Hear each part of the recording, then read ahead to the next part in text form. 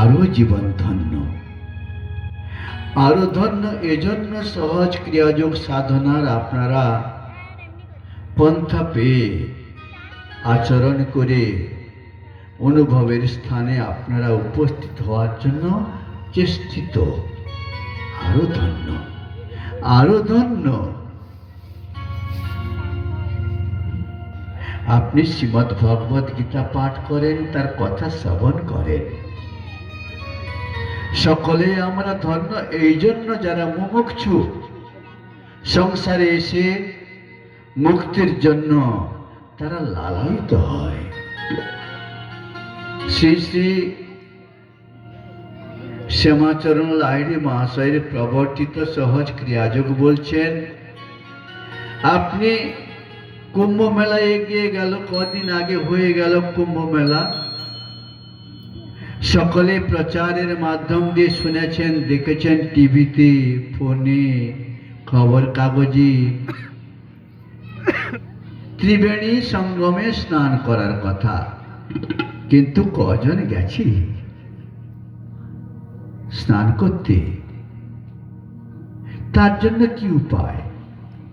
তার জন্য উপায়ের কথা বলতে গিয়ে যোগাচার্যগণ বললেন, তোমার ভেতরে সেই ত্রিবেণী সঙ্গম রয়েছে, তুমি নিত্য স্নান করতে পারো। সেখান তো একদিন স্নান করে চলে এলো, যে এক মাস থাকলো স্নান করলো, কিন্তু নিত্য স্নানের কি ব্যবস্থা?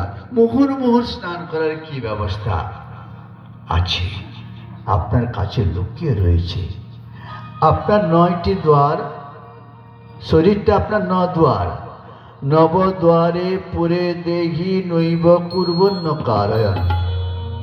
এই 9 দ্বার কি কি? চক্ষু, কর্ণ, নাসিকা, ত্বক, জিহ্বা। তারপরে হস্তপদ, লিঙ্গ, গুচ্ছ, বাক। এই ইন্দ্রিয়গণ হয়ে গেল। আপনার 2 চক্ষু, 2 কান, 4, আর নাসিকা 2, কতগুলো? 6।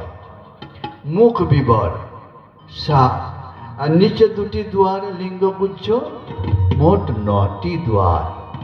কিন্তু একটি দ্বার গুপ্ত রয়েছে।